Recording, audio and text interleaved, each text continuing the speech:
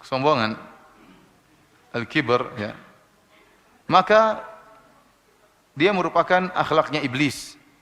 Akhlaknya iblis. Sebagaimana tadi Ustaz Ahmad Zainuddin menukil perkataan Syekhul Islam bahwasanya dosa yang pertama kali dilakukan terhadap Allah Subhanahu wa taala adalah dosa kesombongan yang dilakukan oleh iblis.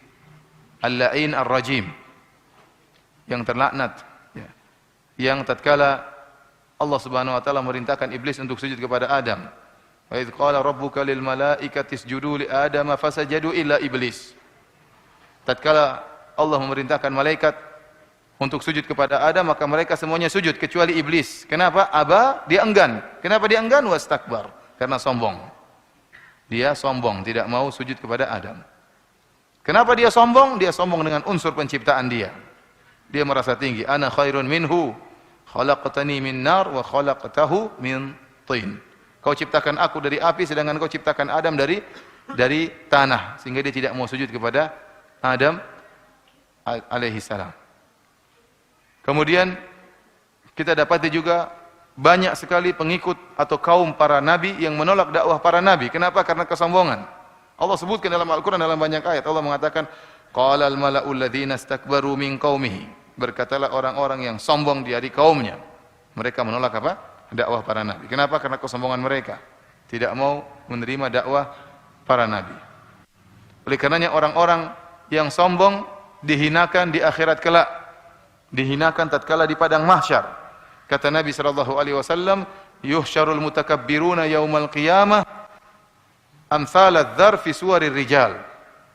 Yakshahumudz dzul min kulli makan. Kata Nabi sallallahu alaihi wasallam, sungguhnya orang-orang yang sombong di dunia dengan jabatannya, sombong dengan nasabnya, sombong dengan ilmunya, sombong dengan hartanya, sombong dengan jabatannya, maka pada hari kiamat kelak akan dibangkitkan oleh Allah dalam bentuk yang sangat kecil seukuran semut, fi suwarir,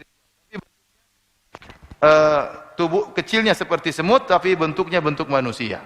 Kata Nabi sallallahu alaihi wasallam, amsaladzar fi suwarir rijal.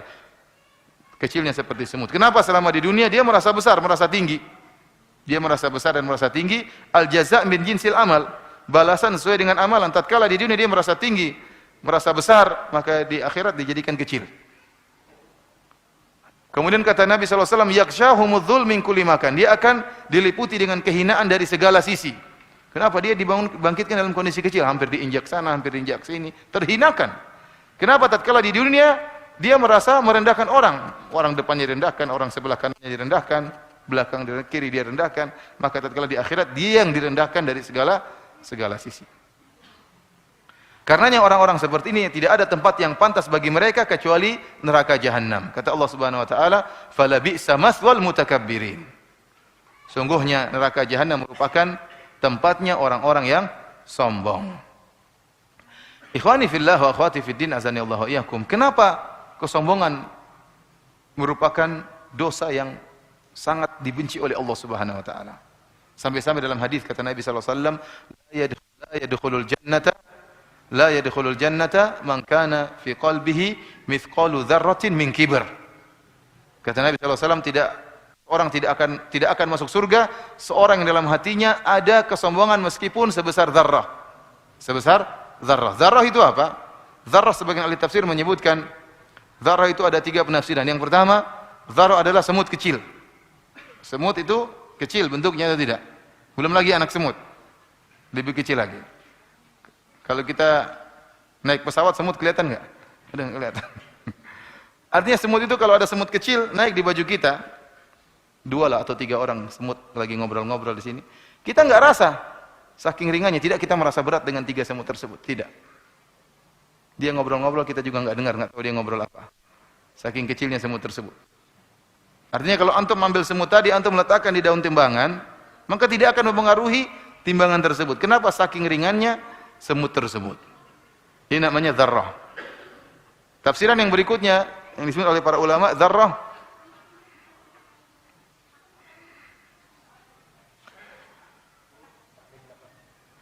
adalah tatkala seorang memukulkan tangannya di tanah, kemudian dia menepiskan tanah tersebut di tangannya, maka tersisa butiran-butiran di tangannya. Butiran-butiran tersebut kalau diambil satu itu dzarrah. Itulah dzarrah dalam bahasa Arab. Yang seandainya butiran tersebut kalau diletakkan di timbangan maka tidak akan memberi pengaruh terhadap timbangan. Tafsiran yang ketiga yang dimaksud dengan dzarrah adalah debu-debu yang berterbangan, yang kalau seorang misalnya membuka jendela kemudian masuk cahaya matahari, maka kelihatanlah butiran-butiran debu tersebut. Yang seandainya kalau tidak masuk matahari tidak kelihatan. Nah, kalau kita ambil satu butir dari butiran-butiran tersebut, itu namanya dzarrah. Kalau kita letakkan di timbangan tidak ada pengaruhnya sama sekali. Artinya apa? Nabi SAW mengatakan kalau ada dalam hati seorang kesombongan sedikit itu, seringan itu pun tidak akan masuk surga. Ini menunjukkan kesombongan merupakan dosa besar karena diancam dengan tidak masuk surga, ya diancam dengan neraka jahanam, dihinakan tatkala di padang mahsyar. Maka sepakat bahwasanya kesombongan merupakan dosa besar dan tempatnya di hati. Makanya Nabi mengatakan, "Man kana fi qalbihi", barang siapa yang dalam hatinya ada kesombongan sebesar zarrah. Sombong ini tempatnya asalnya di hati. Dan dia merupakan perangai atau akhlak yang sangat dibenci oleh Allah Subhanahu wa taala. Kenapa bisa demikian? Kenapa sangat dibenci oleh Allah? Karena yang berhak untuk sombong adalah Allah Subhanahu wa taala. Hanya Allah yang berhak untuk sombong. Karena dialah yang menciptakan alam semesta ini. Dialah yang menyediakan segala sesuatu. Dialah yang memberikan segala sesuatu, maka dia yang berhak untuk sombong. Adapun manusia diciptakan, maka apa yang mau dia sombongkan? Semuanya bukan dari dia, semuanya dari Allah Subhanahu wa taala. Maka dalam hadits qudsi Allah Subhanahu wa taala berfirman, "Al-kibriya'u ridai wal 'azamatu izari, faman naza'ani wahidan minhuma qadzaftuhu finnar." Kata Allah Subhanahu wa taala bahwasanya kesombongan merupakan selendangku dan keagungan merupakan sarungku.